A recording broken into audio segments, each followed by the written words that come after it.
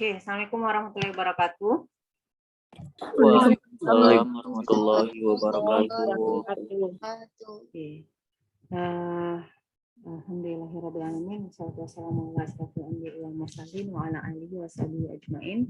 Asyhadu an la ilaha illallah wahdahu la syarika lah wa asyhadu anna Muhammadan abduhu wa rasuluh sallallahu alaihi wasallam la nabiyya ba'da. Bersyukur kita kepada Allah dengan mengucapkan alhamdulillah, bersalawat kita kepada Rasulullah dengan hantaran kata Allahumma shalli ala Muhammad wa ala ali Muhammad. Anda semua yang Ibu sayangi, hari ini kita akan membahas tentang pembekalan praktek lapangan khususnya untuk di bidang PIU ya. Ada beberapa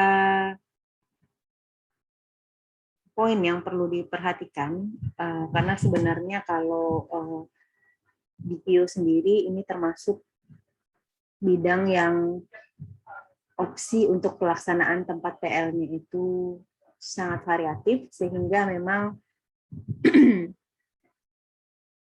sulit gitu ya kalau seandainya membahas secara spesifik apa yang kira-kira yang akan kalian lakukan di tempat kalian PL nanti. Jadi akan lebih banyak kita membahas tentang bagaimana cara kita bersikap, bagaimana kita memodali diri kita sehingga lebih siap untuk melaksanakan PL, dan kira-kira seperti apa laporan nanti yang akan dibuat. Mungkin akan lebih teknis seperti itu. Sementara kalau untuk di klinis, mungkin programnya sudah jelas gitu ya. Mereka sudah menentukan step by step-nya sehingga kalian tinggal mengikuti saja. Nanti akan dijelaskan di bidang klinis gitu ya, oleh pembimbingnya sendiri. Karena mereka programnya sudah saklek dan instansinya memang satu saja kalau untuk di klinis, atau mungkin kalau ada yang di tempat lain itu mungkin ya 1-2 nggak banyak lah gitu ya. Sementara kalau di PIO maupun di sosial gitu ya, ini memang sangat variatif gitu ya, sangat variatif. Oke, makanya di materi ini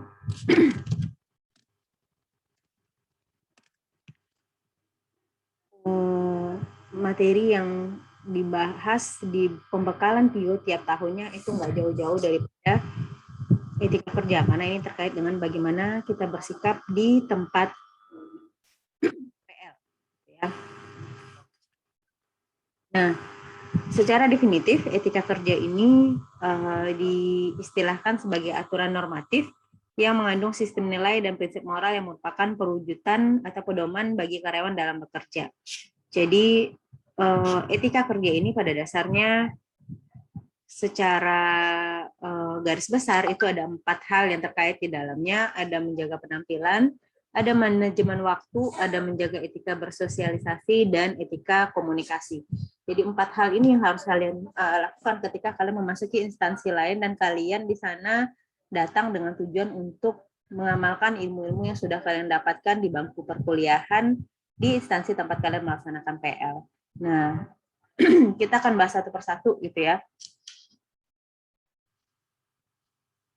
Pertama, untuk menjaga penampilan, ini terkait dengan tata busana dan penampilan yang terkait dengan kepribadian, citra diri, dan citra perusahaan. Nah, ketika kalian PL, dalam memasuki sebuah instansi, itu kalian akan diinformasikan ya terkait dengan busana seperti apa yang bisa kalian gunakan dan tidak boleh kalian gunakan untuk pergi ke kantor gitu ya. Nah, hal ini juga mencirikan sebenarnya kepribadian yang kalian miliki, citra diri yang ingin kalian tampilkan, dan ketika perusahaan mengatur itu juga perusahaan ingin siapapun yang terkait dengan operasional perusahaannya itu menampilkan citra perusahaannya itu sendiri melalui penampilan dari karyawan-karyawan, pegawai, atau orang yang ada di perusahaan tersebut gitu. Makanya ini sangat menjadi perhatian bagi perusahaan. Ada beberapa perusahaan itu sudah memiliki aturan, misalnya di hari Senin dia hanya menggunakan baju hitam putih misalnya, kemudian di hari Selasa dia punya batik khusus, hari Rabu dia mungkin punya kemeja khusus atau baju bengkel gitu ya, hari Jumat mungkin dia akan pakai batik gitu ya, Sabtu mungkin kalau masuk dia boleh menggunakan jeans dan lain sebagainya. Nah, ini harus kalian komunikasikan di awal terkait dengan penampilan, terkait dengan busana yang boleh kalian gunakan selama kalian melaksanakan PL di instansi tersebut. tanyakan dari awal apakah ada ketentuan busananya. Kalau seandainya mereka menggunakan baju seragam, kira-kira sebagai anak PL kalian diperbolehkan menggunakan baju mana? Nggak mungkin kalian disuruh beli seragamnya juga, sementara kalian cuma 2 bulan di sana gitu ya. Pasti kalian akan diarahkan. Misal kalau ternyata mereka punya batik, kalian akan diminta menggunakan batik di hari tersebut yang nuansa warnanya bisa jadi sama dengan yang dimiliki oleh perusahaan. Nah, ini harus dikomunikasikan di awal. Pastikan kalian tahu selama hari kalian PL di perusahaan tersebut, kalian tahu harus menggunakan baju apa, gitu ya. Baju apa dan aturannya seperti apa. Jangan tiba-tiba kalian datang nggak bertanya, tahu-tahu pakai celana jeans gitu ya, pakai kaos oblong, pakai sendal, ya itu bukan busana ke kantor gitu ya. Tapi mungkin di hari Sabtu mereka mengakomodir ini. Ada beberapa perusahaan yang masuk sampai dengan hari Sabtu dia memperbolehkan karyawannya itu menggunakan jeans di hari Sabtu misalnya seperti itu, atau di hari Jumat gitu ya. Nah itu ya kalau memang ada ketentuan seperti itu ya nggak ada masalah gitu ya. Tapi kalau seandainya tidak, jangan sesekali menggunakan baju ya sesuka hatinya kalian saja yang ternyata dianggap tidak menghargai atau tidak menampilkan citra dari perusahaan tempat kalian melaksanakan PL gitu. Tapi bila kalau seandainya tidak ada ketentuan, bebas sih, yang penting formal, bebas sih apa aja silakan gunakan gitu ya. Tapi pakaian yang kalian ingin gunakan, tapi diminta untuk ya formal gitu ya. Maka kalian harus tahu yang formal ini yang seperti apa. Nah ini di sini akan saya bahas gitu ya. Kita harus memang memperhatikan hal-hal yang melekat pada diri kita kalau terkait dengan penampilan. Ini terutama untuk laki-laki ya. Kalau perempuan kan semuanya pasti pakai kerudung gitu ya. Tapi kalau laki-laki ya serapih mungkin sih ya gitu ya. Serapih mungkin gitu ya. Jangan memaksakan mode ternyata tidak enak dilihat gitu ya. Jadi pastikan kalian selama PL ini tidak berantakan rambutnya gitu ya. Dan bagi yang perempuan kalau seandainya kalian terbiasa berhias gitu ya, jangan terlalu berlebihan. Ini adalah tempat praktek, bukan pentas dangdut gitu ya. Jadi jangan gunakan riasan yang berlebihan gitu. Karena yang paling penting itu adalah bagaimana kalian terlihat segar, tidak kusut dan tidak kusam. Jadi ya riasan ya sekedarnya saja gitu ya. Tapi boleh kalau mau berhias sedikit gitu ya, silakan, tapi tidak berlebihan gitu.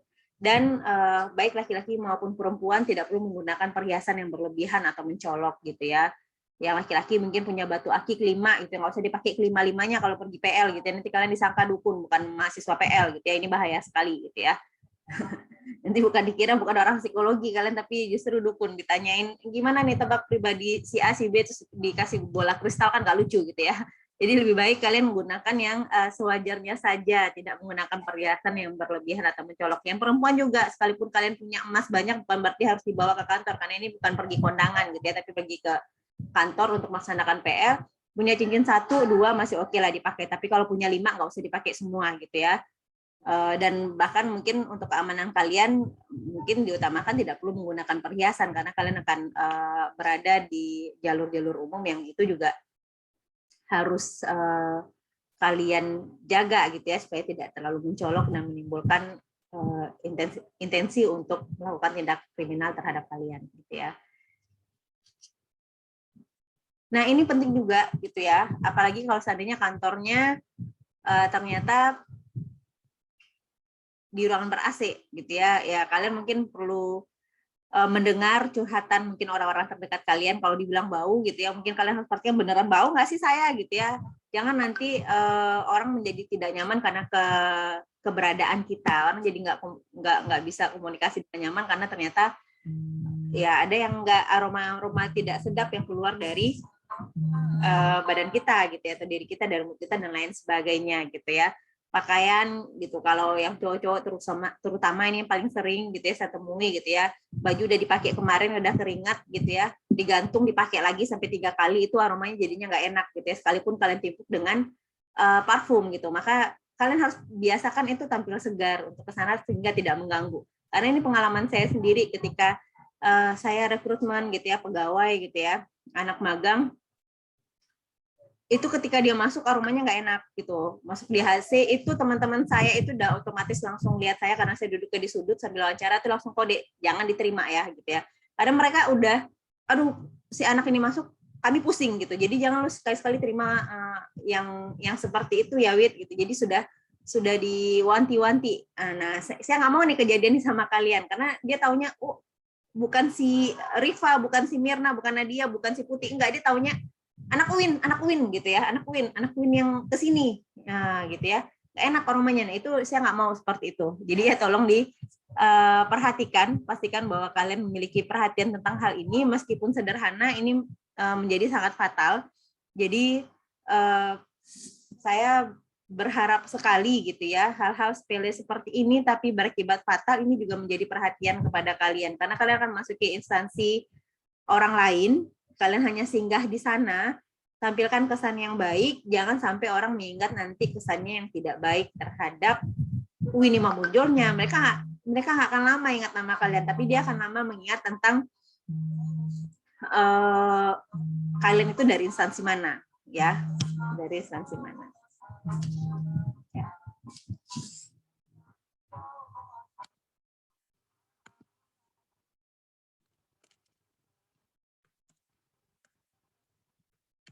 Bentar ya. Iya, Bu.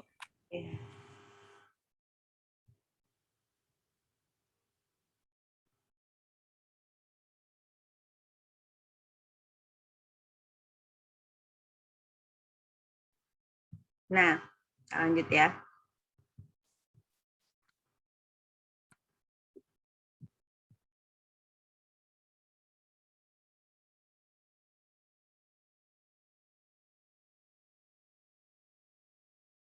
Kemudian sebaiknya menggunakan pakaian formal, terutama ketika kalian tidak diarahkan menggunakan pakaian jenis apa, gitu ya. Apalagi kalau untuk yang di kantor, gitu ya, untuk PIU dan sosial, terutama gitu ya, kalian kalau memang punya blazer tapi tetap sopan dan ini ya syar'i, silahkan gunakan, gitu ya. Kemudian biasanya juga di kantor-kantor, kalau yang di UIN mungkin harus pakai rok, mungkin di kantor-kantor memperbolehkan pakai celana panjang ya, silahkan disesuaikan saja gitu ya. Silakan, dan selama kalian melaksanakan PL itu sepatunya tuh tertutup.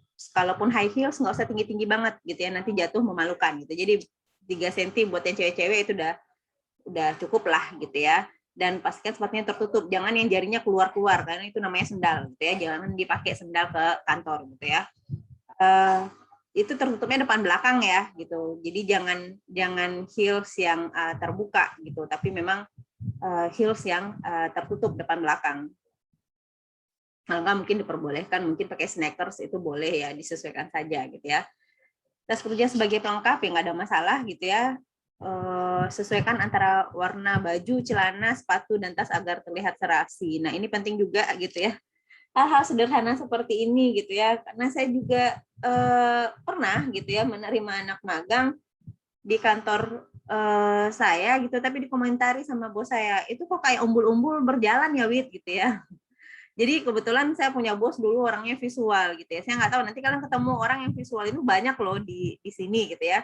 Mereka akan mengomentari penampilan kalian nggak, ketika dia melihat orang lain itu warnanya nggak serasi dari atas sampai bawah, itu mereka nggak suka gitu, nggak suka. Jadi udah dibilang atas kuning, tengah hijau, di bawah biru, tiba-tiba di sepatu ada merah gitu ya. Jadi semua warna lengkap gitu. Jadi nggak bagus juga dilihat ya. Kalian paham lah ya maksud saya seperti apa gitu. Kalau memang kalian berpenampilan, ini idealnya juga supaya orang nyaman dengan kita. Apalagi kita juga banyak ya ketemu sama orang-orang visual.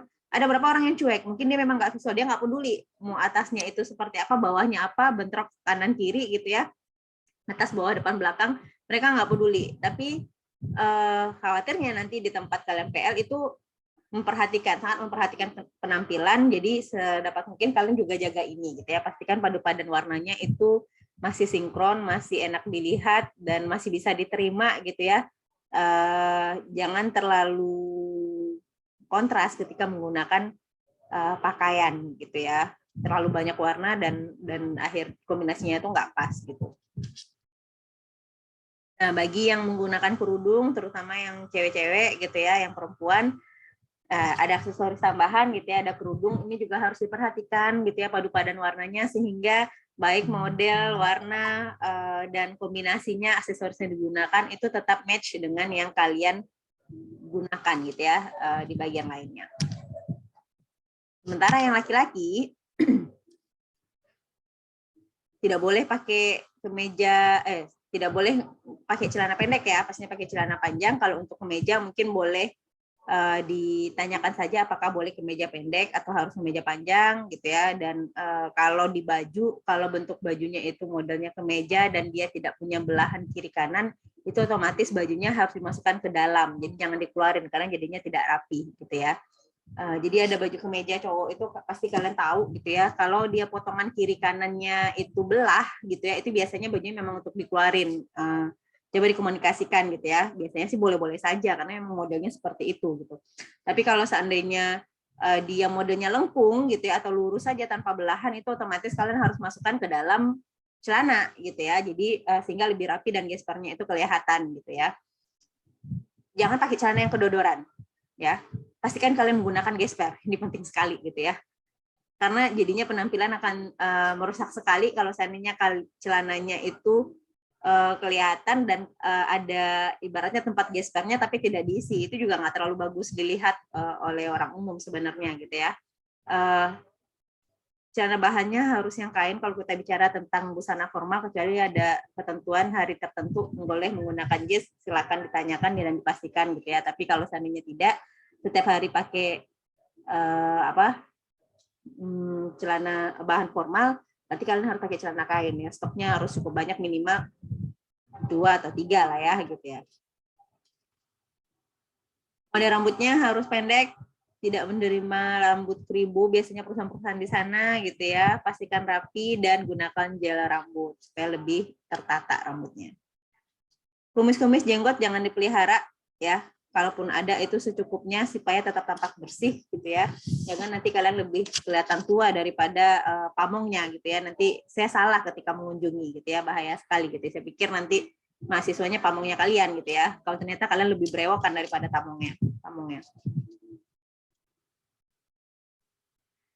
Gunakan jam tangan sebagai aksesoris, boleh. Kalau ada, kalau tidak nggak ada masalah. Gunakan sepatu pantofel dengan warna dan model yang sesuai. Ini penting juga, gitu ya, supaya memperlihatkan kalian serius di sini, gitu ya. Tapi kalau memang ternyata nggak punya dan dari perusahaannya juga nggak ada masalah, kalian pakai sneakers ya silakan, gitu ya. Jadi silakan dikomunikasikan. Sesuaikan antara warna baju, celana dan sepatu. Nah ini sama dengan yang perempuan tadi, nggak ada bedanya ya. Sangat tidak nyaman ketika melihat bapak-bapak atau cowok-cowok itu berpakaian di atasnya itu hijau, di bawahnya merah, itu nggak matching gitu ya, itu tabrak lari. Kalau seandainya dia misalnya di bawah, di atas biru lembut, di bawah itu hitam atau mungkin biru dongker dan lain sebagainya, itu masih enak dilihat. Kalian paling pastinya bisa memadu-madankan gitu ya. Kalau seandainya kurang pintar di bagian ini, kalian boleh diskusi sama teman-teman dekatnya. Ini masuk nggak sih warnanya gitu ya, apa tidak terlalu dipaksakan atau bagaimana gitu, supaya nyaman satu sama lain. Sampai sejauh ini untuk etika penampilan ada yang mau bertanya?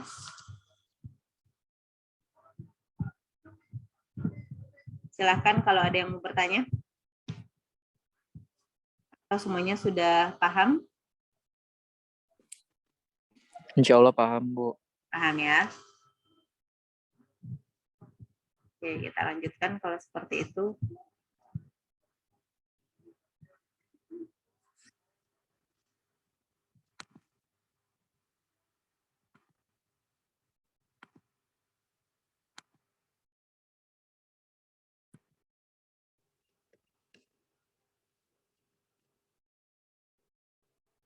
Oke, kita lanjutkan.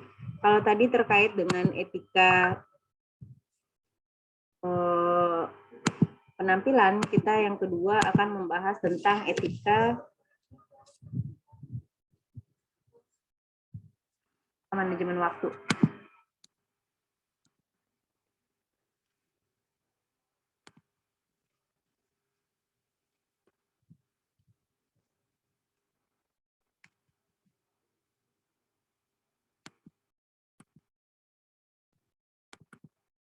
Lanjutkan dengan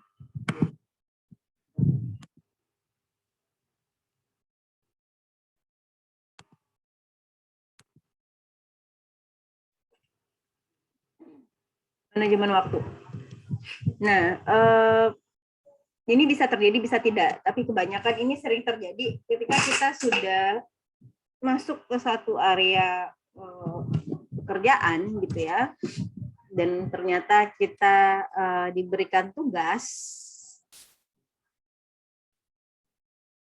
tanyakan limitnya, ya.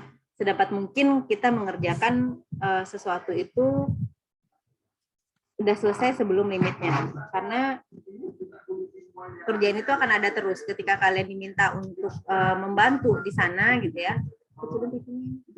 Nah, kita kalian diminta membantu di sana, maka kalian akan ngerasa waktu ini menjadi terbatas, ya, lebih sempit. Apalagi kalau seandainya kalian saat ini masih dibebankan juga dengan mata kuliah yang harus diselesaikan juga, gitu ya, yang sambil kuliah, gitu ya. Jadi penting bagi kalian untuk punya manajemen waktu, karena ini terkait dengan bagaimana kita mengatur diri kita sehingga kita memiliki waktu yang cukup untuk mengerjakan semua tanggung jawab yang kita punya. Ya, karena seberapa besar pun usaha keras kita, pada waktunya setiap orang tuh hanya punya waktu 24 jam dalam sehari, gitu ya.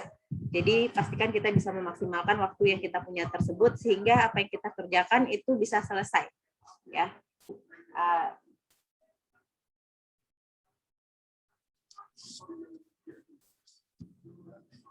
Karena innamal usri yusro, kalau seandainya kita sudah selesai pada satu urusan, maka silakan kerjakan urusan yang lain. Jadi sudah disebutkan oleh Allah, gitu ya, bahwa kita akan selalu punya urusan-urusan, kita akan selalu punya hal yang dikerjakan. Jadi kalau seandainya sudah selesai pekerjaannya, jangan berlama-lama, kerjakan pekerjaan yang lain sehingga semua tanggung jawab yang kita punya itu bisa kita selesaikan dengan baik.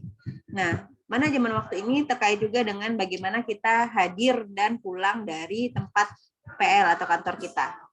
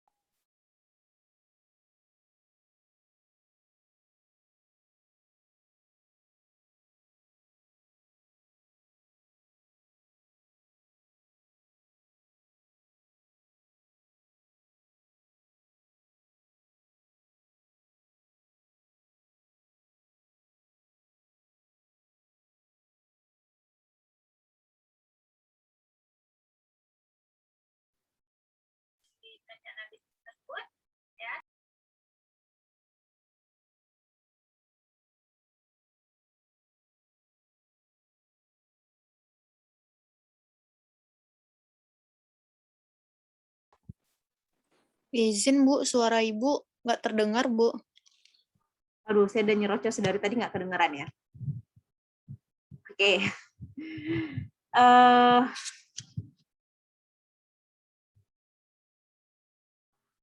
Sampai mana tadi kedengerannya?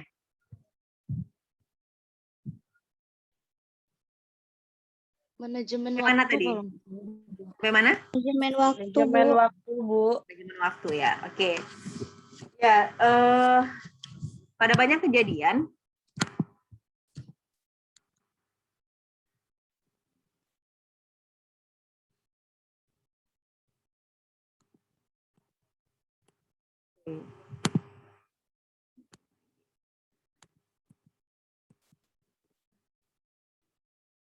ya, manajemen waktu ini terkait dengan deadline tugas dan jam kedatangan dan pulang kantor. Kalau terkait dengan jam kedatangan dan pulang kantor ini gampang sekali, gitu ya. Kalau memang sudah diinformasikan kalian jam kantornya dari jam 8 sampai jam 5 sore, sedapat mungkin sebelum jam 8 kalian sudah datang, dan setelah jam 5 sore kalian baru pulang, gitu ya. Karena ini terkait dengan image juga, gitu. Jangan dibiasakan datang telat dengan alasan apapun atau datang lebih cepat dengan alasan apapun, gitu. Karena Ini juga memperlihatkan gitu ya bagaimana kalian menghargai instansi tempat kalian melaksanakan PL dan menghargai aturan yang ada di sana gitu ya. Dan kemudian yang kedua ini terkait dengan deadline tugas. Kalau memang ternyata kalian sudah dipercayakan untuk mengerjakan satu pekerjaan, maka kerjakanlah sesuai dengan deadline yang diberikan. Kerjakan semaksimal mungkin gitu ya dan seoptimal mungkin. Jadi waktunya tercapai, hasilnya juga maksimal. Kalian diharapkan bisa mengerjakan tugas-tugas sesuai dengan harapan dan memenuhi limit waktu yang ditentukan. Ini semuanya terkait dengan manajemen waktu. Pada awal-awal mungkin kalian akan diberikan beban kerja itu yang tidak seberapa, tapi lama-kelamaan kalian mungkin akan diberikan akan lebih banyak dan akhirnya menyita waktu yang kalian punya gitu. Semuanya bisa kalian lakukan kalau seandainya kalian punya manajemen waktu yang bagus gitu ya. Jangan biasakan menolak pekerjaan. Kalau saya selalu melihat gitu ya bahwa PL ini adalah sebuah peluang dan ini sudah dibuktikan oleh senior-senior kalian sebelumnya gitu ya. Ketika kinerjanya baik, attitude-nya baik, itu perusahaannya akan langsung kode, Bu nanti kalau anaknya udah lulus kabarin saya ya. Kalau ada ini, kalau kita punya lowongan, kalau bisa sih anaknya ikut untuk diseleksi, pasti kita utamakan untuk diterima. Ada beberapa senior kalian yang memang sudah bekerja di tempat dia melaksanakan PL sebelumnya gitu, dan ini menurut saya ini menjadi tendensi yang bagus sekali. Mudah-mudahan ada juga dari kalian seperti itu ya, mengikuti jejaknya gitu, karena memang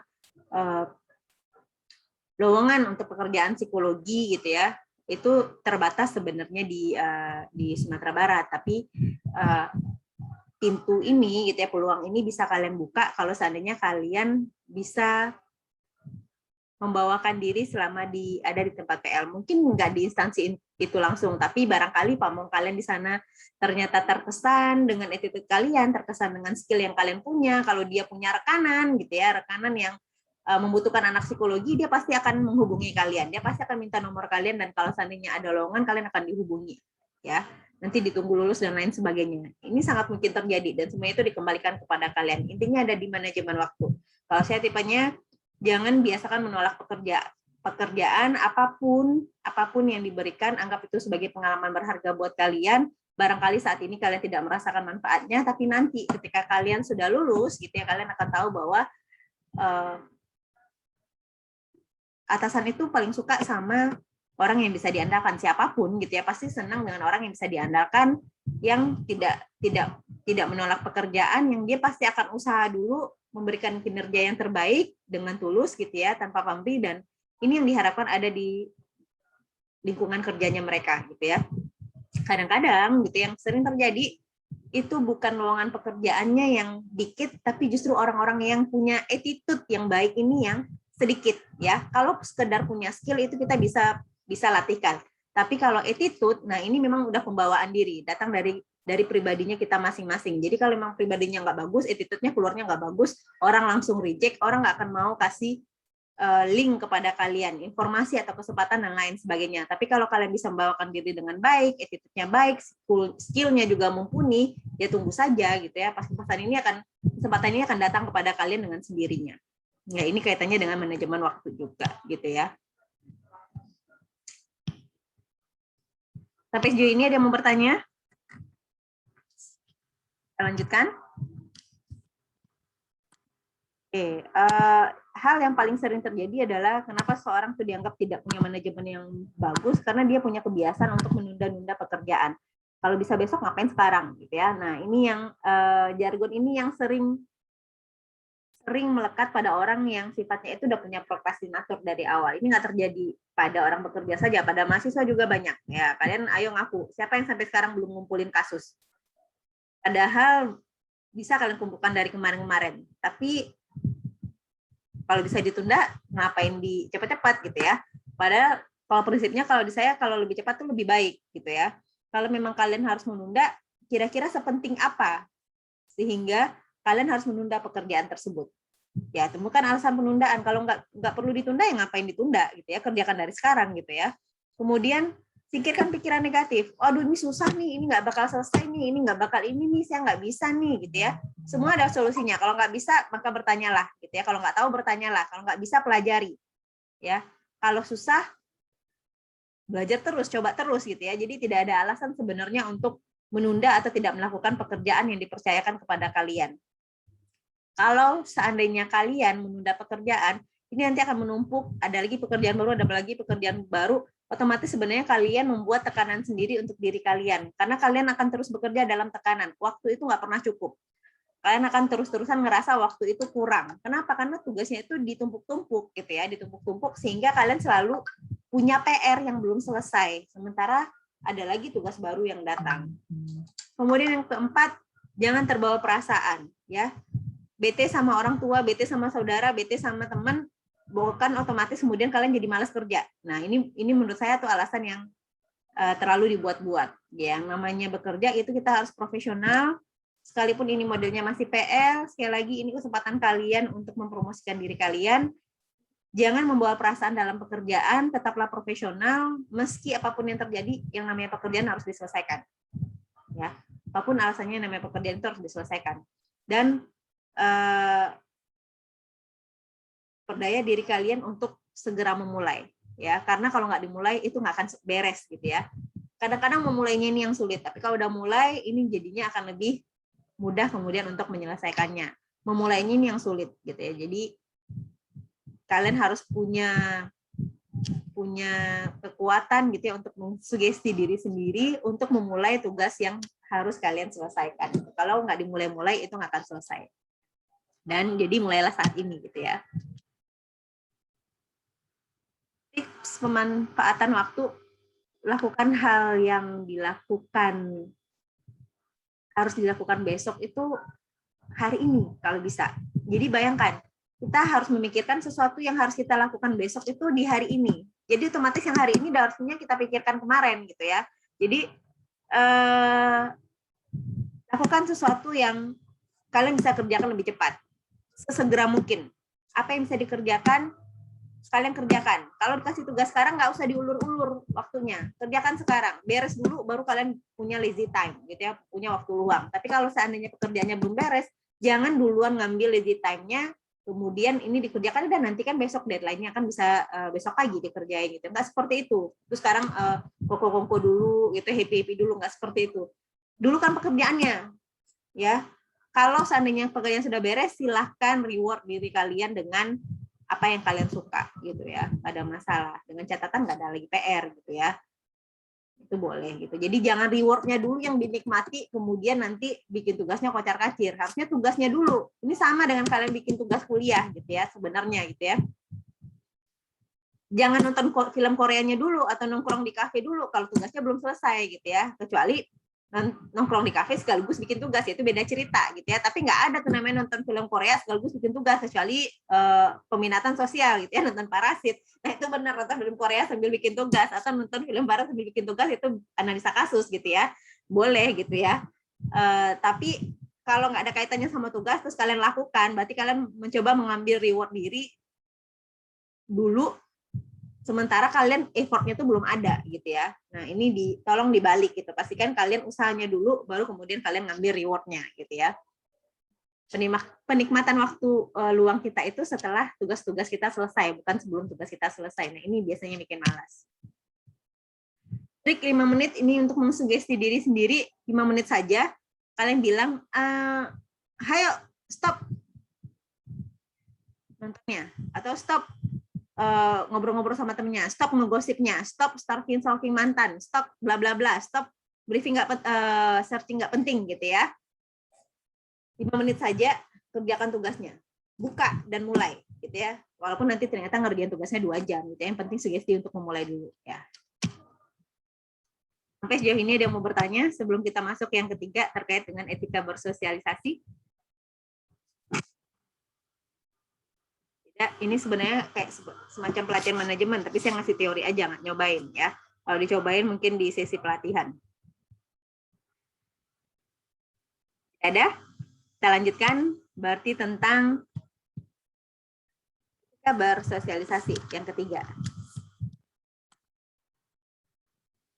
Ya, nanti kalian akan ketemu, mungkin kalian nggak punya rekan kerja karena cuma anak magang gitu ya, tapi biasanya minimal staff-staff itu yang paling rendah posisinya di dalam perusahaan itu mungkin bisa kalian anggap sebagai rekan kerjanya kalian.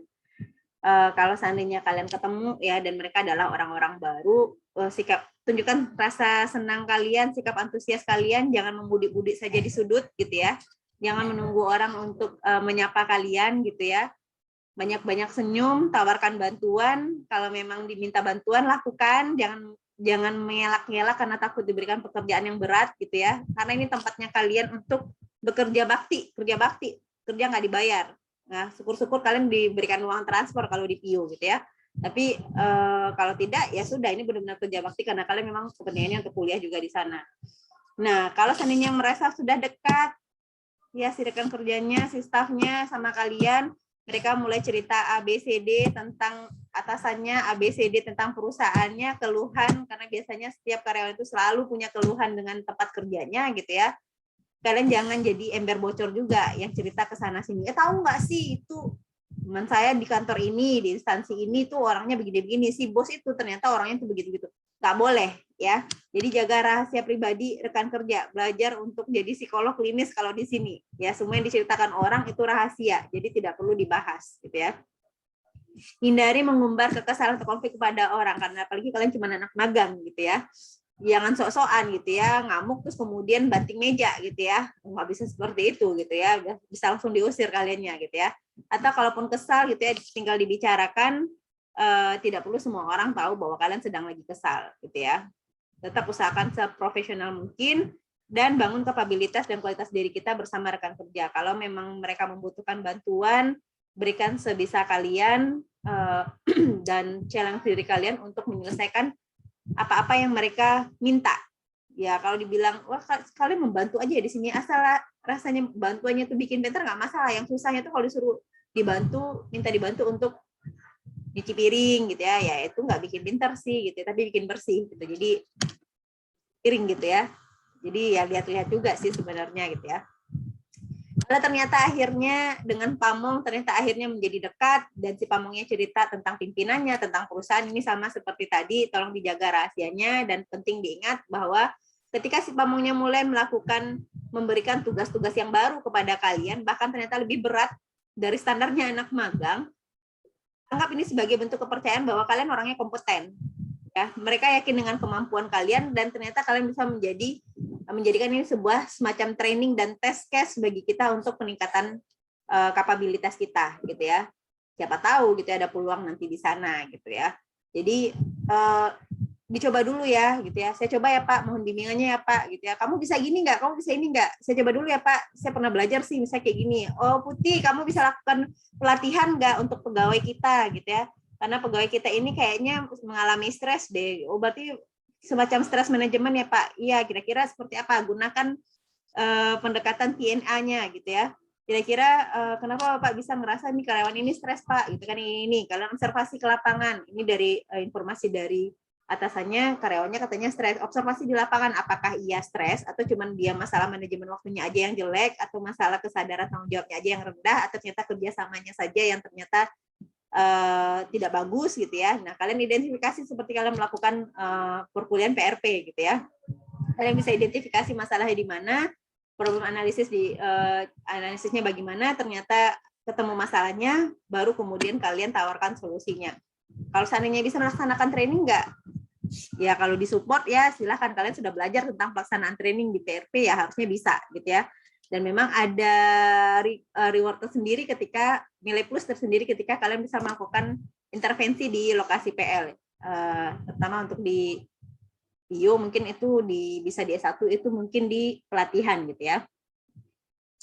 Kalau diminta memberikan pendapat, maka pastikan kalian tetap mempertimbangkan kebijakan yang berlaku di sana dan mengindahkan norma-norma dan sopan santun. Jadi harus pandai membawakan diri gitu ya di lingkungan di mana kalian berada gitu ya aja. Walau seandainya kalian ternyata dekat dengan pamongnya atau dengan staf yang lain atau dengan atasannya gitu ya, kalian tetap harus memperhatikan nilai-nilai sopan santun yang universal dan kebijakan serta norma yang berlaku di perusahaan tersebut.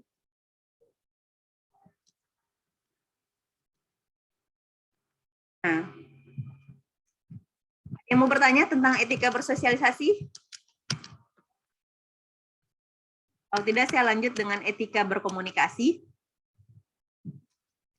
Etika berkomunikasi ini terkait dengan bagaimana kita menyampaikan informasi baik secara lisan maupun tulisan gitu ya, dan kepada lawan bicara kita.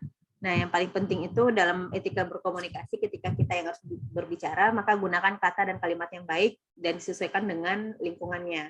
Gunakan kata-kata yang mudah dimengerti oleh lawan bicara. Jangan mentang-mentang, oh kita anak psikologi terus ngomong sama teman kita yang juga satu PL, oh si bapak ini kayaknya mengalami masalah ini ya, nyebut nama penyakit dan lain sebagainya supaya seakan-akan dianggap mumpuni. Nggak seperti itu juga gitu ya. Kalau seandainya memang bisa kita berbicara seawam mungkin dengan mereka, tapi tetap pesan kita sampai, ini yang lebih diutamakan.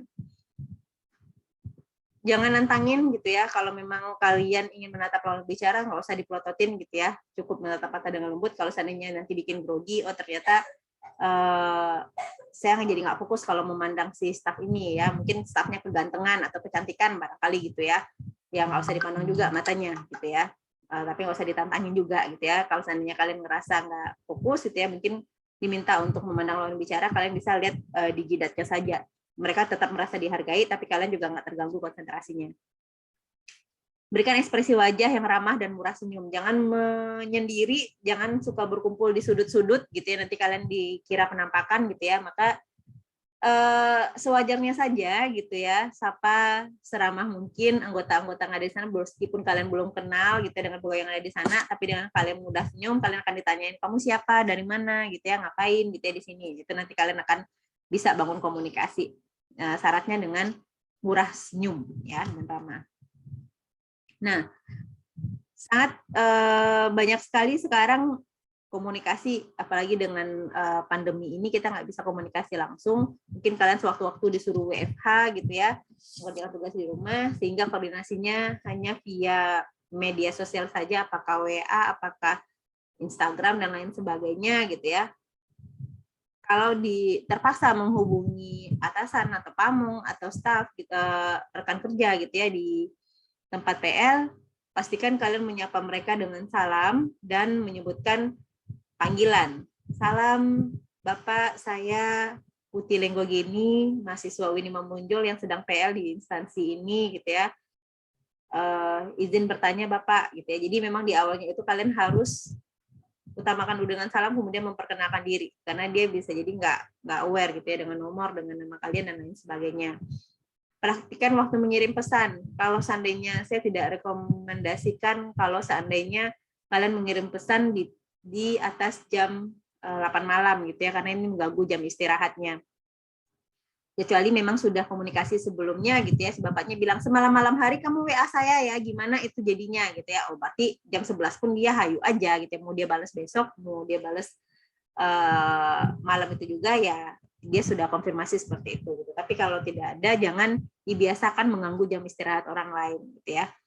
Gunakan kata-kata yang sopan, tidak memerintah. Pak, Bapak ke kantor hari ini, Pak. Jangan seperti itu ya. Kalau gunakan Bapak mohon izin, kira-kira Bapak bertanya Pak, gitu kan, kira-kira Bapak apakah ada rencana ke kantor hari ini gitu ya. Jadi memang disusun sebaik mungkin kata-katanya sehingga tidak memerintah. Pak, saya mau ketemu hari ini ya. Pak, saya mau ini ya gitu ya. Jadi nggak bisa kecuali udah deket banget ya. Itu yang tahu nanti kalian sendiri. Tapi kalau di awal-awal kalian nggak bisa gunakan kata-kata seperti itu. Sabar menunggu balasan telepon. Ya, sabar menunggu balasan. Kalau seandainya urgent silakan ditelepon. Karena saya pernah juga ketemu mahasiswa gitu ya. WA saya, Ibu mau bertanya, saya si A dari kelas ini, kuliah kita besok Bu. Ya mungkin saya lagi mandi, saya lagi masak, saya nggak tahu, dan saya nggak ada jadwal untuk harus membalas WA mahasiswa juga. Tapi ternyata dia habis itu ngetik Bu, dan banyak sekali. Nah ini etika komunikasinya nggak bagus banget, gitu ya. Seperti ini nggak boleh banget. Ya karena kalau ke teman mungkin bisa kalian bawakan seperti itu. Jangan nanti kalian bawakan pula ini ke pamong. Pak, saya butuh tanda tangan Bapak Pak untuk ini. Pak, nggak boleh seperti itu. Kalau memang ternyata urgent gitu ya, silakan ditelepon saja gitu ya. Ya jadi lebih enak karena jadinya kalau seperti itu jadinya mendesak-desak gitu ya. Kita dilihat menjadi orang yang nggak sabar gitu ya. gunakan tanda baca secukupnya. Ya, kalau manggil Pak gitu ya, nggak usah tanda serunya itu sampai 10 gitu ya. Pak bahkan nggak perlu ini gitu ya, nggak perlu tanda baca gitu ya. Tapi banyak juga seperti itu, Pak. Jadi seakan-akan tuh kalau tanda serunya 1 mungkin Pak gitu ya. Kalau tanda serunya 10 Pak gitu ya, jadi keras banget gitu. Jadi bahasa tulisan ini interpretasinya bisa banyak banget. Jadi kalau kalian seandainya takut diinterpretasi menjadi hal yang tidak terlalu positif, mungkin sebaiknya ditelepon saja gitu ya. Jangan lupa menutup kembali percakapan dengan salam dan ucapkan terima kasih. Ini pada dasarnya sebenarnya etika secara umum saja, dan tapi masih sering kelupaan gitu ya. Karena saya juga sering menemui di lapangan seperti itu gitu ya. Jadi tolong diperhatikan. Nah, khusus untuk PIO gitu ya, kalian akan ketemu dengan, apalagi kalau seandainya kalian masuk ke perusahaan yang aktif sekali bagian SDM-nya gitu ya, dan ini biasanya istilah ini banyaknya di swasta. Di pegawai-pegawai di instansi-instansi pemerintahan ada juga, tapi istilahnya berbeda gitu ya. Yang pertama ini terkait recruitment and selection. Ada yang tahu apa bedanya antara recruitment dan selection? Apa beda antara recruitment and selection? Recruit and select.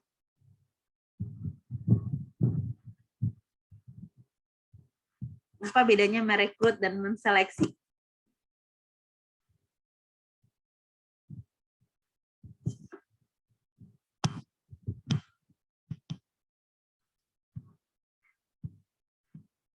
Ada yang tahu?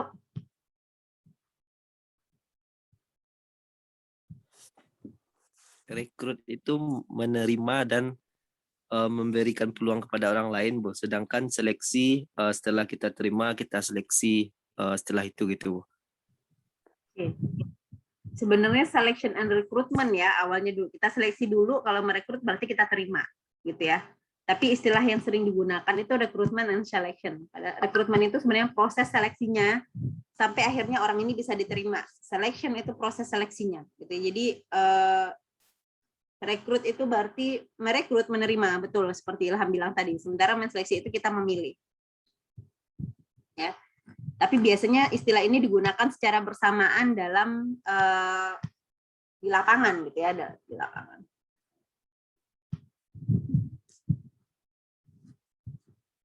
Yang kedua placement. Apa itu placement? Ada yang tahu?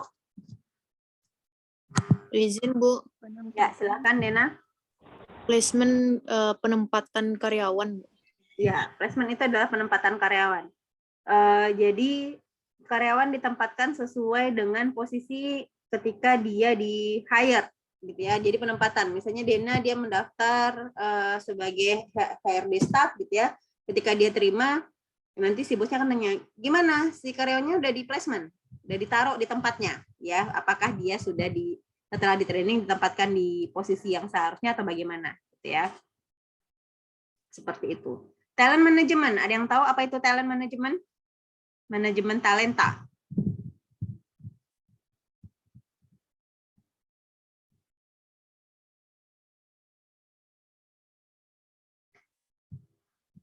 Talent management ini terkait dengan bagaimana perusahaan mengelola talent yang ada, talenta yang ada.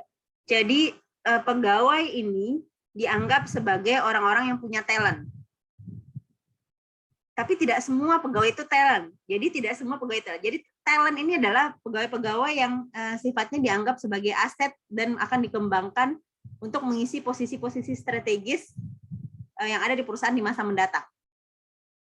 Nah, manajemen talenta itu di mana perusahaan itu punya sistem manajemen bagaimana dia bisa mengembangkan si talent-talent ini sehingga siap mengisi posisi-posisi strategis tersebut di masa mendatang.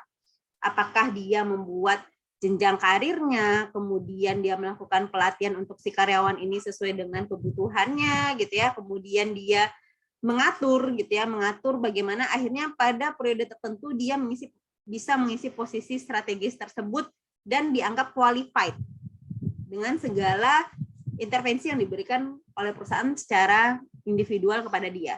Ya, jadi talent management itu memang cara perusahaan untuk mengelola talent orang-orang yang berbakat yang ada di perusahaan sehingga mereka akan memberikan kontribusi optimal ketika pengembangannya itu tepat sasaran. Ya, jadi memang dipersiapkan gitu ya, dipersiapkan.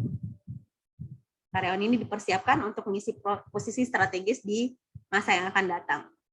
Career path. Ada yang tahu apa itu career path?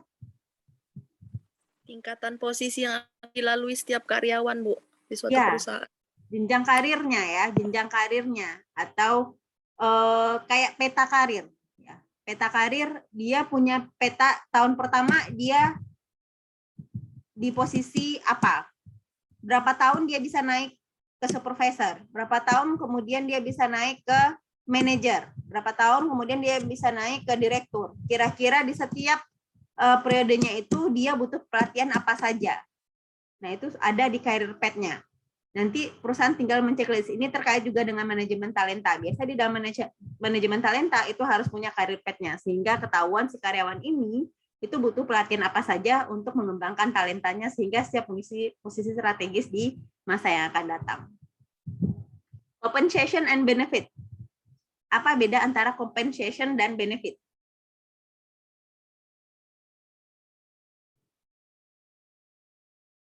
Kompensasi dan benefit.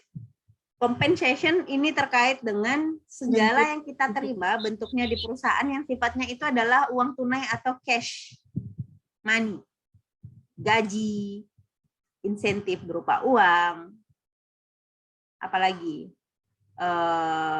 lembur, ya, tunjangan kinerja, tunjangan jabatan, tunjangan transportasi, tunjangan makan dan lain sebagainya. Kalau ada itu namanya adalah compensation. Sementara benefit ini adalah keuntungan yang kita peroleh karena kita mengisi posisi tertentu dan bentuknya bukan cash money, ya, tapi lebih ke fasilitas tambahan. Contohnya adalah asuransi atau insurance, gitu ya, BPJS-nya, kemudian jam sosteknya kalau dulu ya, terus kemudian kendaraan barangkali dikasih atau tunjangan rumah barangkali atau mungkin di pekerjaan tersebut dia dikasih laptop dan lain sebagainya.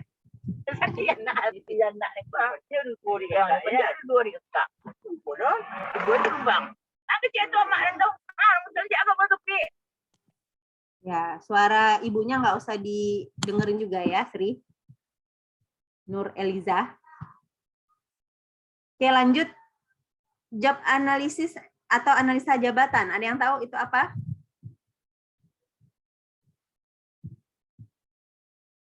Ini udah belajar pastinya di PIO kemarin ya. Psikologi industri dan organisasi kita akan melakukan yang namanya job analysis, analisa jabatan. Proses ya, secara terstruktur kita mengidentifikasi job description dari setiap jabatan tersebut gitu ya, dan mengidentifikasi kompetensi yang dibutuhkan dan hal-hal yang penting terkait dengan jabatan yang ada di perusahaan. Nah, ini sebenarnya kalau sampai kalian bisa melakukan ini, saya kasih A+. Kalau memang ternyata ada perusahaan yang minta job analisis dan ternyata kalian bisa melakukan, gitu ya. Karena ini memang sebuah intervensi dan ini skill yang mahal sekali kalau seandainya kalian bisa lakukan ini. Assessment center. Apa bedanya dengan tes psikologi?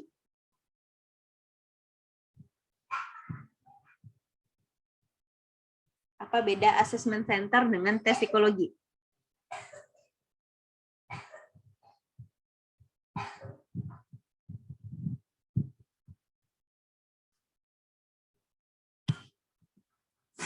Tes psikologi hanya satu tools ya untuk proses seleksi dan tujuan tertentu, apakah potensial review dan lain sebagainya. Sementara kalau assessment center dia multi method, multi asesor.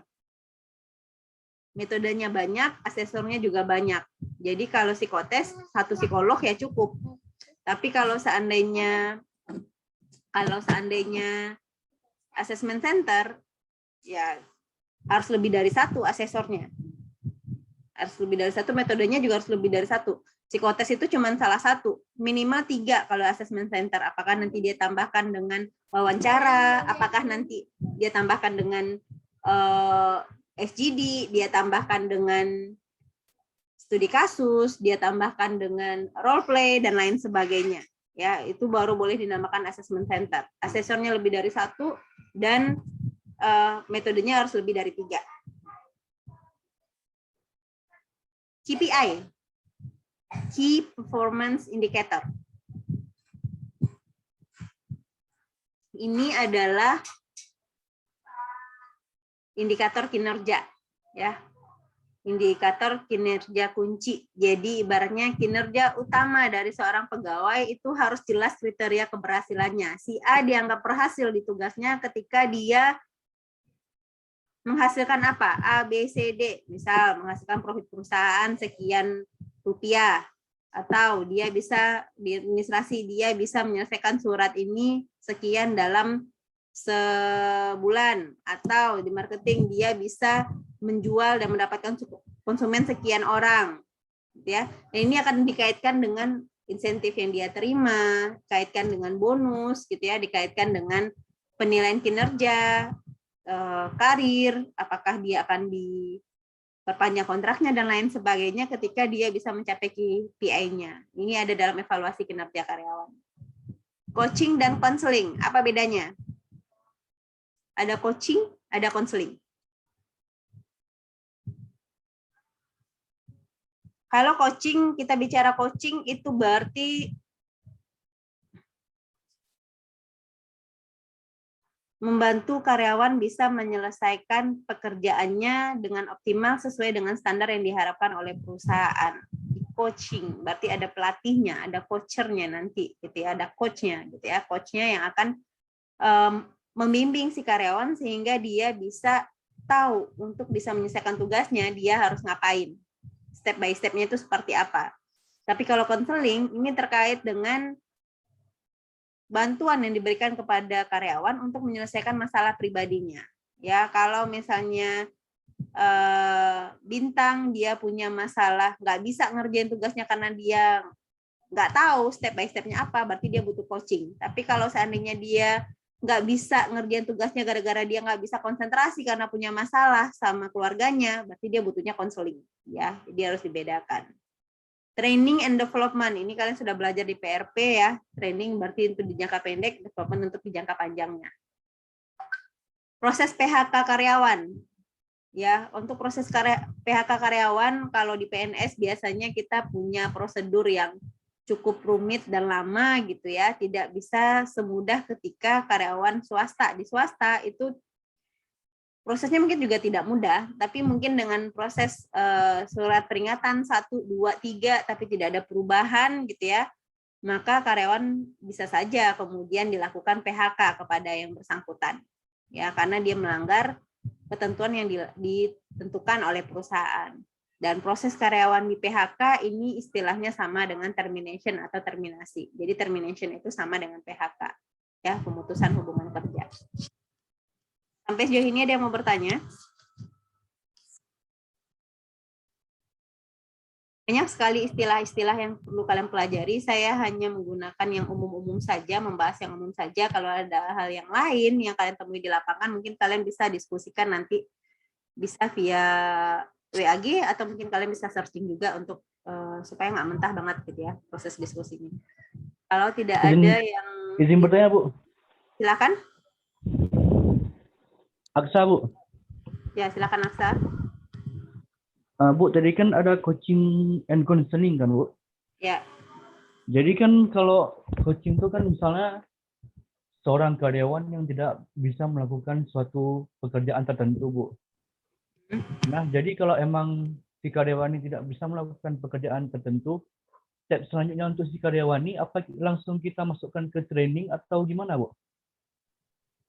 Tergantung. Kalau memang dia spesifik cuman dia aja yang butuh, ya mungkin butuhnya di coaching aja. Tapi kalau kebutuhannya itu banyak, gitu ya, mungkin harus di training gitu. Misal rekrutmen karyawan baru, ada Aksa di dalamnya, ada Agni, ada Afdila, ada Aditya, ada Ade, ada 10 orang, Cici, Ayura, dan lain sebagainya. Itu kan sama-sama baru masuk dengan posisi yang sama, misalnya sebagai customer service. Ya mereka wajar kalau nggak tahu gitu ya tugasnya apa. Berarti ini dia butuhnya di coaching. Dia butuhnya di training. Dikumpulin orang ini 10 orang, kemudian CS supervisornya atau mungkin yang sudah berpengalaman gitu ya, itu kemudian memberikan materi tentang tugas-tugasnya si CS itu ngapain aja. Kemudian melaksanakan step by step-nya, itu namanya training. Tapi ketika dari 10 orang itu, cuman si Afni yang ternyata itu nggak beres-beres kerjaannya. Yang lain udah jalan nih setelah di training. Jadi training dulu ya, training dulu. Ternyata si Afni ini nggak jalan-jalan tugasnya. Karena dia nggak paham-paham. Mungkin penggunaan aplikasinya atau apanya, akhirnya dikirimlah coach-nya satu ya, senior supervisornya untuk membimbing Afni sehingga dia bisa gitu ya melakukan pekerjaannya sama seperti yang lain. Seperti itu namanya coaching. Jadi kalau coaching ini sifatnya nggak banyak-banyak ya, beda dengan training. Kalau training mungkin sekelas bisa 10-20 orang itu masih oke gitu ya. Tapi kalau coaching ini 1 orang biasanya. Ya. 1 orang, 1-2 orang masih oke lah gitu ya. Seperti itu Aksa. Baik Bu, terima kasih Bu. Ya, ada lagi yang mau bertanya?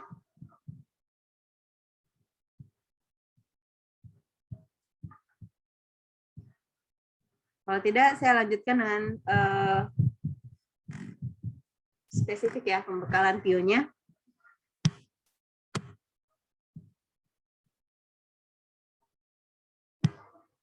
Hal yang pertama kalian lakukan ketika kalian masuk area instansi atau tempat PL-nya adalah kalian akan diagnostik atau asesmen dengan pendekatan observasi, wawancara, dan studi dokumentasi. Minimal ya. Pasti kalian mau observasi perilaku orang-orang yang ada di organisasi tempat kalian PL, mewawancara pihak-pihak yang perlu kalian dapatkan informasi dari yang bersangkutan, bisa pamong atau mungkin bagian humasnya atau lain sebagainya gitu ya. Dan yang ketiga itu adalah studi dokumentasi. Kalau seandainya di akhir nanti kalian ingin bantu dengan angket, ya itu lebih bagus lagi gitu ya. Bisa kalian gunakan angket-angket yang sudah ada di skripsi gitu yang sudah diuji cobakan. Tapi ya minimal 3 ini. Kalau studi dokumentasi mungkin misal foto visi misi perusahaan sudah tertempel atau mungkin mereka punya buku tentang pengenalan perusahaan, itu kalian ambil dari sana bahannya, kalian dapatkan profil organisasinya, tempat PL-nya itu seperti apa. Ini yang harus kalian lakukan terlebih dahulu sehingga kalian tahu ini perusahaan bergerak di bidang apa, bisnisnya seperti apa, bisnis prosesnya seperti apa, tanggung jawab dari orang-orang yang ada di sana seperti apa, strukturnya bagaimana gitu ya. Ini yang harus kalian pelajari terlebih dahulu ketika kalian masuk ke tempat PL. Pada dasarnya PL itu adalah on the job training. Kalian sudah belajar di PRP pastinya, yaitu training langsung di tempat kerja. Jadi hal-hal yang perlu diperhatikan dalam hal ini adalah kalian melakukan instruksi sesuai dengan instruksi dari pamong kalian. Kemudian kalau diberikan tugas, kalian pahami dulu prosedur pelaksanaan tugasnya seperti apa. Kalau tidak paham, silakan bertanya. Kalau seandainya kalian duduk-duduk aja dan ternyata tidak ada ya, tidak tahu mereka memfungsikan kalian itu seperti apa, karena dia nggak ada orang psikologi di sana dan nggak tahu psikologi itu belajar apa gitu ya. Kalian bisa menawarkan bantuan, walaupun hanya membantu dulu administrasi yang remeh-temeh, nanti kalian bisa lakukan pendekatan bahwa kalian bisa melakukan yang namanya training, kalian bisa melakukan namanya asesmen, penelitian yang dibutuhkan gitu ya, dan lain sebagainya. Ya, tawarkan bantuan sebanyak mungkin sehingga kalian di sana nggak mati gaya ya. Kalian di sana tidak duduk-duduk aja gitu ya. Ikuti segala ketentuan yang ada di dalam perusahaan, mulai dari waktu datang, pulang, waktu istirahat, dan ketentuan berpakaian. Ini sudah saya sampaikan tadi dalam materi tentang etika gitu ya. Dan fokus PL, jangan biasakan izin tanpa alasan tidak jelas. Ini juga sudah saya sebutkan karena ini paling menjadi momok sekali gitu ya. Ketika kalian PL tapi kalian tuh nggak fokus gitu.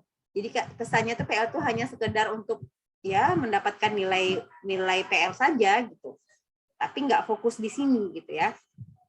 Pelajari istilah-istilah teknis, tadi di PIO sudah saya sampaikan. Kalau kalian ada di sosial, kalian mungkin perlu pahami juga gitu ya, istilah yang ada di sana, mungkin bisa beda-beda istilahnya gitu ya. Mungkin tidak ada di buku sosial, adanya itu di kantor itu aja. Jadi kalau kalian nggak paham, silahkan bertanya. Kalau udah ketemu teman di sana, kalian tanya, ada yang hal-hal yang nggak kalian pahami istilahnya, tolong dipelajari. catat segala hal-hal yang penting atau hal-hal yang baru yang kalian pelajari di laporan harian kalian. Jadi nanti kalian akan diminta untuk mengisi laporan harian. Di sana kalian harus menceritakan kalian ngapain aja setiap harinya selama 40 hari kalian ada di tempat PR. Pelajari budaya organisasi dan bertindaklah sesuai dengan budaya yang ada. Ini penting sekali dan ini juga terkait dengan etika bersosialisasi dan komunikasi. Pastikan kalian tahu value-nya perusahaan itu apa dan bertindaklah sesuai dengan value yang mereka punya. Ya, jangan aneh-aneh. Nah, kalau sudah pelajari tentang perusahaannya, kalian udah tahu ini perusahaan apa, bergerak di bidang apa, atau ini instansi apa, kira-kira layanannya ke masyarakat itu seperti apa, proses lainnya seperti apa, struktur organisasinya seperti apa. Ini saatnya kalian mengidentifikasi masalah yang terjadi, tapi jangan posisikan diri kalian sebagai auditor, ya, karena kalian bukan investigator di sana dan mencari-cari kesalahan mereka, bukan. Tapi kalian hanya mengidentifikasi kira-kira tugasnya seperti apa, si orang ini fungsinya apa di organisasinya, dan organisasi analisis ini kaitnya sebenarnya dengan asesmen yang tadi kalian lakukan tentang perusahaan, ya. Baru kemudian kalian bisa mengidentifikasi, oh ya mungkin layanannya di sini tidak maksimal dikarenakan adanya masalah ini. Kalian diskusikan, kira-kira di perusahaan ini sudah dilakukan apa saja untuk menyelesaikan masalah ini. Benar nggak masalah ini terjadi? Ya, boleh diskusi sama pamongnya. Kira-kira di sini sudah ada apa saja? Nah, kalian boleh nanti berikan rekomendasi. Selain dengan solusi yang sudah mereka tawarkan, kalian bisa memberikan rekomendasi seperti apa dengan teori-teori yang sudah kalian pelajari. Ya, boleh bentuknya itu adalah rancangan intervensi atau mungkin dilakukan langsung. Contoh rancangan intervensi itu adalah training, coaching, mentoring, konseling, analisa jabatan, workload analisis, dan restrukturisasi. Kalau restrukturisasi ini bukan kerjaannya kalian. Workload analisis ini juga rumit. Ya, saya nggak mengharapkan ke sana. Tapi kalau seandainya nanti kalian ketemu di sana ternyata tidak efektif jam kerjanya atau tidak efektif jumlah karyawannya, mungkin ini kaitannya ada dengan analisis beban kerja atau workload analisis. Boleh direkomendasikan, tapi kalian juga harus kuasai apa itu workload analisis. Kalau ternyata si karyawannya ternyata tidak paham tugas dan tanggung jawabnya apa, atau tanggung jawabnya kecampur antara yang si A dengan si B, tidak sesuai tupoksinya, mungkin perlu dilakukan analisa jabatan ulang. Ini boleh kalian rekomendasikan. Kalau ternyata terlalu banyak karyawannya bermasalah dan mengganggu fungsi dia kerja, dan ini masalahnya bersifat individual, kalian boleh tawarkan untuk dilakukan yang namanya konseling. Kalau si anak baru tidak berfungsi dengan optimal gitu ya, dan dia butuh mentor, apakah dia ternyata baru dipindahkan ke tempat yang baru atau bagaimana, dan dia tidak bisa dilepas gitu ya pekerjaannya gitu ya, dia harus dimentorin, mungkin kalian bisa ajukan untuk si anak ini diberikan intervensi mentoring. Kalau bentuknya seperti tadi gitu ya, sebenarnya dia bisa kerja tapi ternyata tidak optimal gitu ya. Bagaimana kemudian mengoptimalkan pekerjaannya, menyemangati dia lagi supaya dia bisa optimal di pekerjaannya, itu yang namanya tadi coaching. Kalau mentoring ini hanya teknis-teknis saja, kalau coaching ini kita sudah berbicara tentang bagaimana si karyawan ini berfungsi secara strategis ya di pekerjaannya. Jadi tolong dibedakan, dia mirip tapi beda gitu ya. Kalau mentoring dia teknis, misal dia nggak bisa pakai Excel, ya Aksa nggak bisa pakai Excel, diajarin sama mentornya yang sudah berpengalaman di posisi ini. Si Aksa ini baru di tempat yang lama, dia nggak perlu Excel, tapi di tempat yang baru karena baru dipindahin, dia butuh Excel. Karena dia nggak bisa, dikasih mentor untuk ngajarin dia Excel. Kalau coaching, misalnya Aksa ternyata dia di tempat yang baru, ternyata dia ngerasa down banget karena ngerasa nggak bisa. Kemudian dia ngerasa nggak optimal. Terus kemudian dia kerjanya itu ya sebatas rutinitas saja. Dia jadi nggak semangat, hanya sekedar datang kantor dan mengisi absen, kemudian kerja seadanya terus pulang gitu ya. Kemudian dilihat oleh si atasannya, oh ternyata anak ini kayaknya butuh di coaching. Di coaching ini diajak ngomong dari hati ke hati, dibangkitkan lagi semangatnya gitu ya, kemudian dibimbing untuk melakukan pekerjaannya gitu ya. Itu namanya coaching. Kalau di training seperti tadi, ada banyak orang butuh informasi baru yang disosialisasikan atau butuh mengajarkan tentang cara kerja yang baru gitu ya. Dan ini orangnya banyak, ini namanya training gitu. Jadi banyak intervensi yang bisa kalian tawarkan dan ini yang kalian lakukan ketika kalian sudah bisa mengidentifikasi si organisasi ini nih mengalami masalah apa. Format ini harus ada di lampiran di PIO. Ya, kalau seandainya kalian melakukan intervensi yang tadi, maka ini akan menjadi kalau dilakukan ya. Kalau ini kan cuma rekomendasi sebenarnya yang diharapkan dari PL cukup rekomendasi. Tapi kalau seandainya ternyata dibutuhkan intervensi, berarti ini nilai plus buat kalian, ya.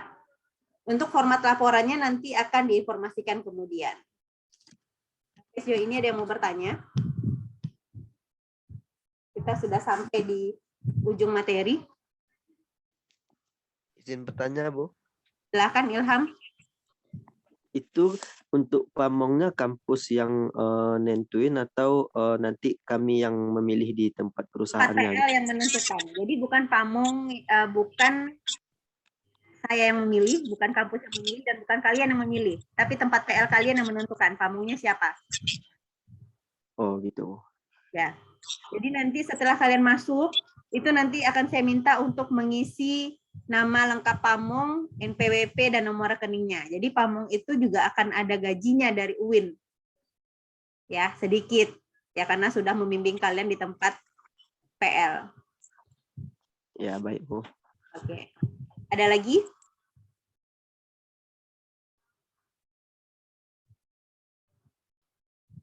Silakan. Atau sudah jelas semuanya? Sudah tidak sabar ingin melaksanakan PL? Kasusnya sudah dikumpulkan ya? Belum ya? Udah tanggal 4, masih ada waktu 2 hari lagi. Lagi OTW, Bu.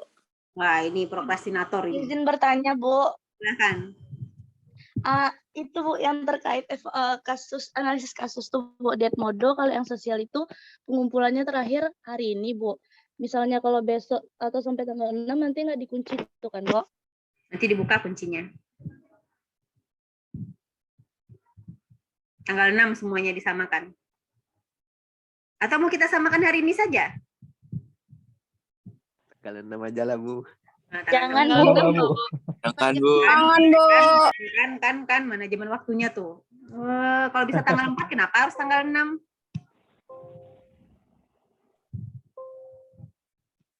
Ya, kalian ini prinsipnya kalau bisa esok, kenapa hari ini ya? Jangan seperti itulah. Bu, boleh bertanya, Bu? Ya, boleh. Bu, kan kita tuh ada PL, ada pamongnya setiap PL-nya, Bu. Terus kita kan nantinya ada diskusi sama pamongnya, Bu. Sebaiknya itu diskusinya ini sama pamongnya kapan, Bu? Bisa disesuaikan ya. Yang pasti kalian PL dulu, mulai dulu kalau mau diskusi sama pamong di awal tuh udah harus diskusikan. Kalian ngapain aja di sana? Kira-kira nanti kalian mereka akan mengarahkan, kalian akan ditempatkan di bagian mana? Kalau memang ternyata kalian punya kendala, ya pamong itu ibaratnya sama dengan dosen kalian di sana gitu ya. Kalau memang punya kendala di lapangan, pamong itulah tempat kalian untuk diskusi ya, mengadu. Pak, saya punya masalah di sini nih. Kira-kira gimana caranya, Pak? Saya butuh informasi tentang ini. Kira-kira saya dapatnya di mana? Oh, jadi kita nggak boleh ganggu yang lain ya, Bu? Harus ke pamong aja ya, Bu? Oh. Kalau ganggu nih seperti apa? Membantu boleh, kalau mengganggu nggak boleh. Dimanapun, siapapun pamongnya juga nggak boleh diganggu, gitu ya. Kalau mengganggu ya. Oh, jangan diganggu-ganggu gitu. Tapi kalau bertanya ya boleh gitu ya. Bertanya tempat lain juga boleh. Tapi nanti pokoknya kalau untuk komunikasi, tanggung jawab dan segala macam, selama kalian ada di tempat PL, itu bukan yang lain-lain, tapi pamong kalian. Oke, Bu. Terima kasih, Bu. Ya. Ada lagi? Bu, izin bertanya, Bu. Ya, silakan. Jadi Bu, kemarin itu Maya udah diskusi di rencana PL-nya di kantor wali kan, Bu. Dan itu diskusi dengan bapaknya nanti ditaruhnya di bagian umum administrasi, Bu. Nah, di situ berdasarkan yang Ibu jelaskan tadi, berarti kita di sekitar karyawan yang di umum aja atau boleh membantu juga yang di luar apa, Bu?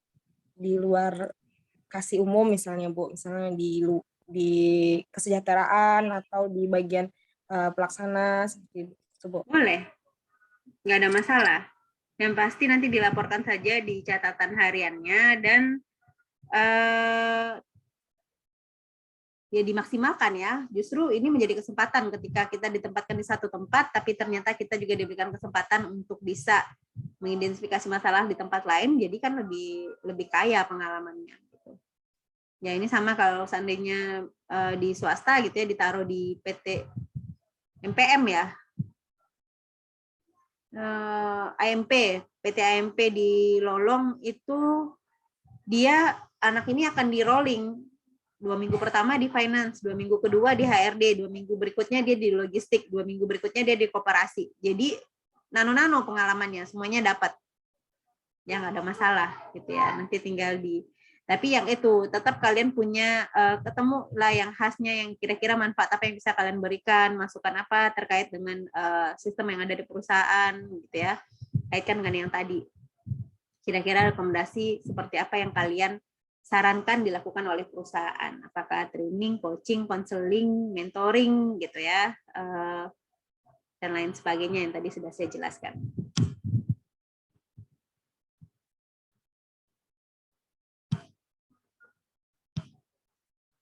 Ada lagi yang mau bertanya?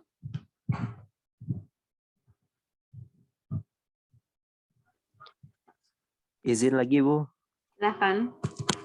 nanti PowerPoint-nya kami boleh minta kan Bu? Ini saya kirim langsung nih. Makasih Bu.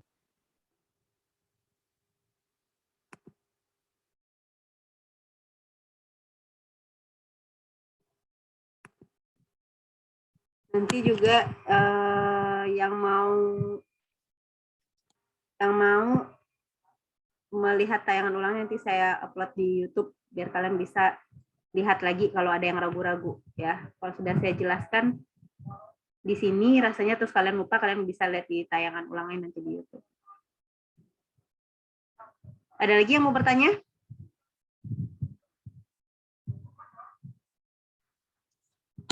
Kalau tidak ada, kita cukupkan. Benar ya? Nggak ada ya? Oke, kalau tidak ada, berarti saya anggap kalian sudah paham dengan materi yang diberikan hari ini. Kalau ada pertanyaan, nanti kalian bisa tanyakan juga via WA group. Ya, jangan malu bertanya daripada nanti kalian tersesat di jalan. Mohon maaf bila ada salah-salah kata. Saya akhiri dengan wabillahi taufiq wal hidayah. Assalamualaikum warahmatullahi wabarakatuh. Waalaikumsalam. Waalaikumsalam warahmatullahi wabarakatuh. Terima kasih, Bu. Terima kasih, Bu. Ya, Terima kasih, Bu. sama-sama.